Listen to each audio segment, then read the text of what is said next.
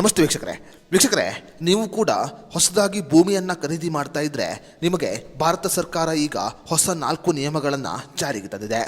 ಹೌದು ಸ್ನೇಹಿತರೆ, ಭಾರತ ಸರ್ಕಾರ ಈಗ ಭೂಮಿ ನೋಂದಣಿ ನಿಯಮದಲ್ಲಿ ಕೆಲವು ಬದಲಾವಣೆಗಳನ್ನು ಜಾರಿಗೆ ತಂದಿದೆ. ಹೊಸದಾಗಿ ಭೂಮಿಯನ್ನು ಖರೀದಿ ಮಾಡುವವರು ಭಾರತ ಸರ್ಕಾರ ಜಾರಿಗೆ ತಂದಿರುವ ಈ ಹೊಸ 4 ನಿಯಮಗಳನ್ನು ಪಾಲನೆ ಮಾಡುವುದು ಕೂಡ ಕಡ್ಡಾಯವಾಗಿದೆ. ಹಾಗಾದರೆ ಭೂಮಿಯನ್ನು ಖರೀದಿ ಮಾಡಿ ನೋಂದಣಿ ಮಾಡಿಕೊಳ್ಳುವವರಿಗೆ ಭಾರತ ಸರ್ಕಾರ ಜಾರಿಗೆ ತಂದಿರುವ 4 ಹೊಸ ನಿಯಮಗಳು ಏನು ಅನ್ನೋದರ ಬಗ್ಗೆ ಸಂಪೂರ್ಣ ಮಾಹಿತಿಯನ್ನು ಈ ವಿಡಿಯೋದಲ್ಲಿ ನಾವು ನಿಮಗೆ ತಿಳಿಸ್ಕೊಡ್ತೀವಿ. ಸ್ನೇಹಿತರೆ, ಈಗಿನ ಕಾಲದಲ್ಲಿ ಬಹುತೇಕ ಸರ್ಕಾರಿ ಕೆಲಸಗಳು ಡಿಜಿಟಲ್ ಮೂಲಕ ನಡೆಯುತ್ತೆ ಅಂತ ಹೇಳಬಹುದು.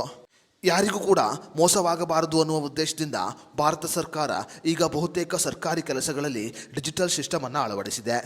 ಅದೇ ರೀತಿಯಲ್ಲಿ ಈಗ ಆಸ್ತಿ ನೋಂದಣಿ ನಿಯಮದಲ್ಲಿ ಕೂಡ ಡಿಜಿಟಲ್ ಸಿಸ್ಟಮ್ ಅನ್ನು ಜಾರಿಗೆ ತರಲಾಗಿದೆ. ಈ ಹಿಂದೆ ಆಸ್ತಿ ಖರೀದಿ ಮಾಡುವವರು ಮತ್ತು ಮಾರಾಟ ಮಾಡುವವರು ಕೇವಲ ಸಹಿ ಹಾಕುವುದರ ಮೂಲಕ ಆಸ್ತಿ ನೋಂದಣಿಯನ್ನು ಮಾಡಲಾಗುತ್ತಿತ್ತು. ಆದರೆ ಇನ್ನು ಮುಂದೆ ಭೂಮಿ ನೋಂದಣಿ ಪ್ರಕ್ರಿಯೆ ಡಿಜಿಟಲ್ ಮೂಲಕ ನಡೆಯುತ್ತೆ. ಯಾವುದೇ ಒಂದು ಭೂಮಿಯನ್ನು ನೋಂದಣಿ ಮಾಡುವ ಸಮಯದಲ್ಲಿ ಖರೀದಿ ಮಾಡುವವರು ಮತ್ತು ಮಾರಾಟ ಮಾಡುವವರು ಕಡ್ಡಾಯವಾಗಿ ಡಿಜಿಟಲ್ ಸಿಗ್ನೇಚರನ್ನು ಹಾಕಬೇಕಾಗಿದೆ.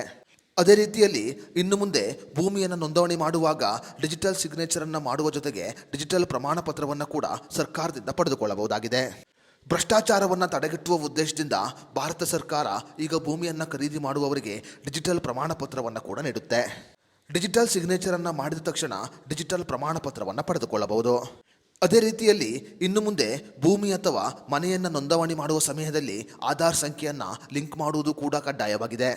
ನಕಲಿ ಗುರುತಿನ ಚೀಟಿಯನ್ನು ನೀಡಿ ಯಾರೂ ಕೂಡ ಮೋಸ ಮಾಡಬಾರದು ಅನ್ನುವ ಉದ್ದೇಶದಿಂದ ಭಾರತ ಸರ್ಕಾರ ಈಗ ಆಧಾರ್ ಸಂಖ್ಯೆಯನ್ನು ಲಿಂಕ್ ಮಾಡುವುದು ಕಡ್ಡಾಯಗೊಳಿಸಿದೆ. ಆಸ್ತಿಯನ್ನು ಖರೀದಿ ಮಾಡುವವರು ಮತ್ತು ಮಾರಾಟ ಮಾಡುವವರ ಗುರುತನ್ನು ಆಧಾರ್ ಸಂಖ್ಯೆಯ ಮೂಲಕ ಪರಿಶೀಲನೆ ಮಾಡಲಾಗುತ್ತೆ. ಒಂದು ವೇಳೆ ನಕಲಿ ಗುರುತಿನ ಚೀಟಿಯನ್ನು ನೀಡಿದರೆ ಅವರ ಮೇಲೆ ಕಾನೂನು ಕ್ರಮವನ್ನು ತೆಗೆದುಕೊಳ್ಳಲು ಕೂಡ ಆದೇಶವನ್ನು ಹೊರಡಿಸಲಾಗಿದೆ. ಇನ್ನು ಆಸ್ತಿ ನೋಂದಣಿಯ ಸಂಪೂರ್ಣ ಪ್ರಕ್ರಿಯೆಯನ್ನು ವಿಡಿಯೋ ರೆಕಾರ್ಡಿಂಗ್ ಮೂಲಕ ಮಾಡಲು ಆದೇಶವನ್ನು ಹೊರಡಿಸಲಾಗಿದೆ. ಯಾವುದೇ ಒಂದು ವಂಚನೆಯ ಪ್ರಕರಣ ಕಂಡುಬಂದರೆ ನ್ಯಾಯಾಲಯ ವಿಡಿಯೋ ರೆಕಾರ್ಡನ್ನು ಸಾಕ್ಷಿಯಾಗಿ ಬಳಸಿಕೊಳ್ಳುತ್ತೆ. ಈ ಕಾರಣಗಳಿಂದ ಆಸ್ತಿ ನೋಂದಣಿ ಪ್ರಕ್ರಿಯೆಯಲ್ಲಿ ವಿಡಿಯೋ ರೆಕಾರ್ಡಿಂಗ್ ಅನ್ನು ಕಡ್ಡಾಯಗೊಳಿಸಲಾಗಿದೆ.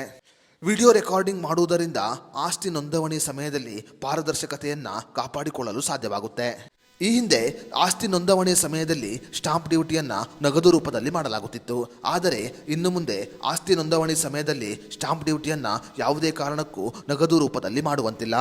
ಸ್ಟಾಂಪ್ ಡ್ಯೂಟಿ ಹಣವನ್ನು UPI ಅಥವಾ ಯಾವುದೇ ಒಂದು ಆನ್ಲೈನ್ ಪೇಮೆಂಟ್ ಮೂಲಕ ಮಾಡಬೇಕಾಗಿದೆ.